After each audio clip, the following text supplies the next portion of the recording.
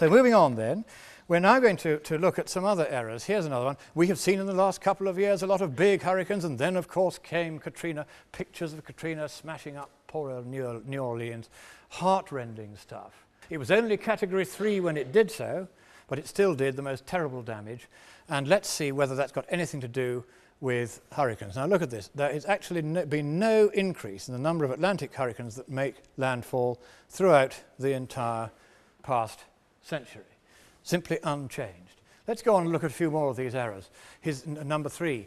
Japan didn't get as much attention in our news media, but they set an all-time record for typhoons. Oh no, they didn't. Here it is, typhoons, and just in case that isn't enough, here are the cyclones as well. Downtrend. Let's have the next one. There had been warnings that hurricanes would get stronger. Oh, had there? Yes, there had, actually. There are 1 or 2 people who said so. And oh boy, look at this graph. The trend is definitely upwards, absolute catastrophe. But now let's show, that's part of the story, let's show the whole story. And oh yes, if they'd gone back to a different start date, remember this start date dodge? We've seen it before with the IPCC, now we see it here, no trend. So now let's have another error. The insurance industry, recovered losses are going up. See the damage from these severe weather events. Oh yes, look at it. Unadjusted losses at money prices. Here we go. Oh yes, absolutely ghastly, 2005. Bad, increase, shocking. Oh dear, now we've adjusted it for today's prices and the fact that more people are living in harm's way than were before. The next error, there's a faster build-up of the heat here at the North Pole in the Arctic Ocean and the Arctic generally than anywhere else on the planet. Yes, it is true, if you stick to that sentence on its own, that most of the increase in temperature tends to be in northern latitudes. This is predicted, again, for perfectly good reasons. If you get any kind of warming, it is not a signature effect of anthropogenic warming. But we have a problem here because in 1940 it was clearly quite a lot warmer in the Arctic than it is today. So, these are something which your newspapers wouldn't have shown you. Icebound vessels all over the Arctic in April of this year. Arctic climate is highly variable.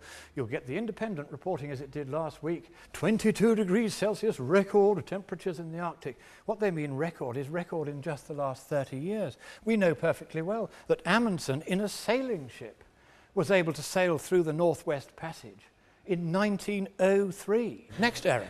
A new scientific study shows that for the first time they're finding polar bears that have actually drowned, swimming long distances of up to 60 miles to find the ice. Enough to make anyone's heart bleed. But what's the truth? That study he was referring to was by Monckton and Gleason, 2005 and 2006. 4 dead polar bears. That's what that entire thing is based on.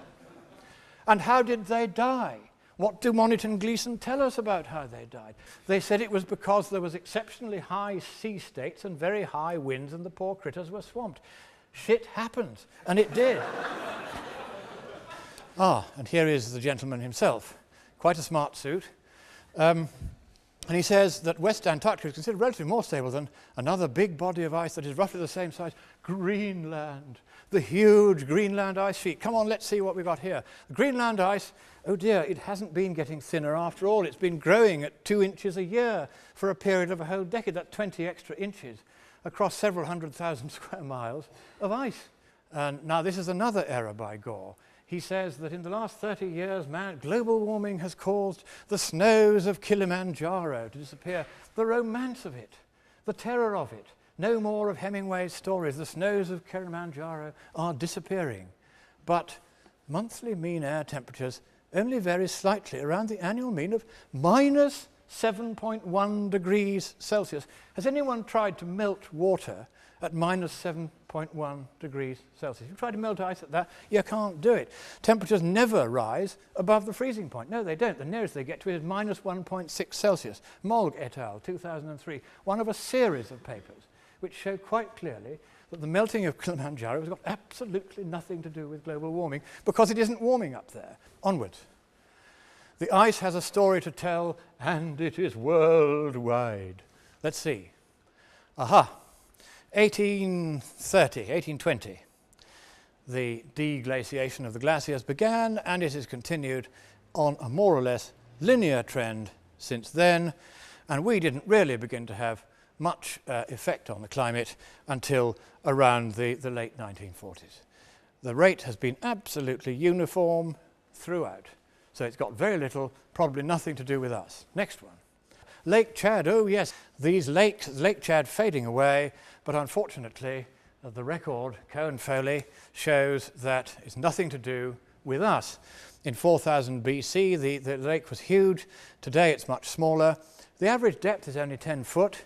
It's been dry, totally dry before in 8500, 5500, 2100 BC, and over-extraction by changing local practices and growth in population is what has caused the decline in Lake Chad. Foley and Co. say so. Now, oh yes, then we have the Sahara. Unbelievable tragedies because of this spread of the Sahara Desert. No, let's go on. There you are. The Sahara has recently lost 300,000 square kilometres to vegetation, the precise opposite of what Gore tells you is the fact. Next one. I want to focus on West Antarctica. They've measured disturbing changes on the underside of this ice sheet. So let's go. Problem. The disturbing changes seem to have been caused by thickening ice. Gore Era 17.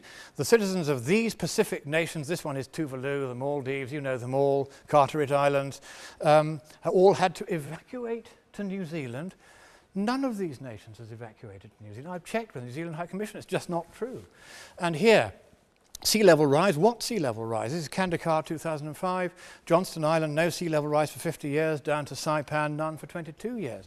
No sea level rises. Onwards, Maldives, Myrna et al. Now, Niels Axel Myrna knows more about sea level than anyone else in the world. He's studied it for 30 years continuously. And no trend, basically. You know, it's been higher before.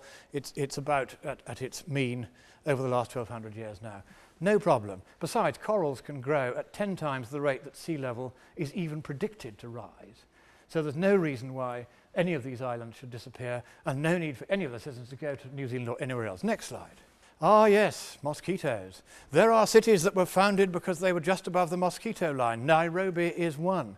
Nairobi was not founded because it was above the mosquito line. It was founded because it was a pre-existing Kikuyu watering hole on the Kikuyu escarpment on the railway known as the Lunatics Line between Mombasa and Dar es Salaam. That was why Nairobi was built where it was, and there have been at least 10 major outbreaks of malaria in Nairobi between its foundation and today, in one of which, a long time ago, the mosquitoes spread as far up as Eldoret, which is nearly 10,000 feet above sea level and about 3 times the height of Nairobi. So all of that stuff from Gore's film is simply arrant nonsense. Here is what has actually happened. We've had, between 1880 and 1945, here are malaria outbreaks at high altitudes, but in the period when most of the supposed global warming caused by us has happened, this is recent, that's from 1945 onwards, you can see the altitude there, they're all much lower down. Rather a graphic demonstration that there is no appreciable increase in the height at which malaria goes. Why?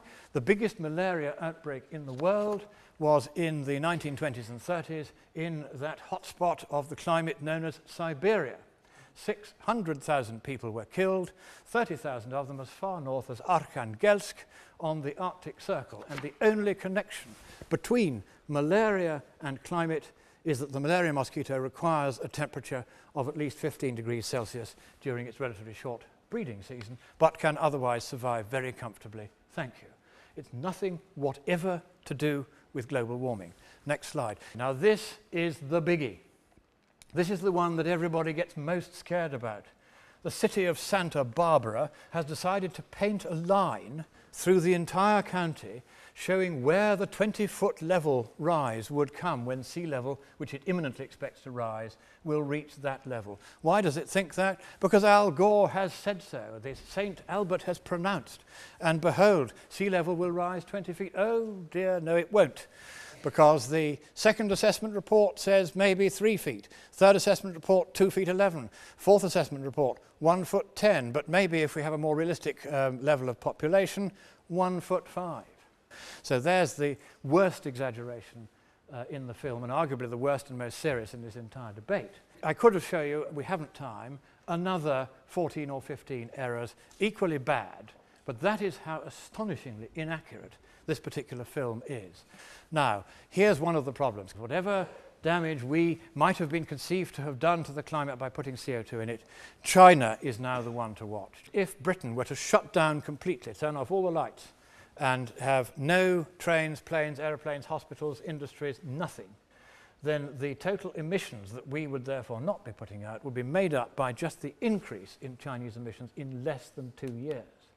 Apply that to the whole of Europe and the United States and Canada, and you're looking at China and India between them, making up the difference just in the growth of their emissions within perhaps 10 to 15 years, even if we were to shut down altogether the whole of the Western economies. That's not going to make any difference, let alone a sufficient difference. Let's move on.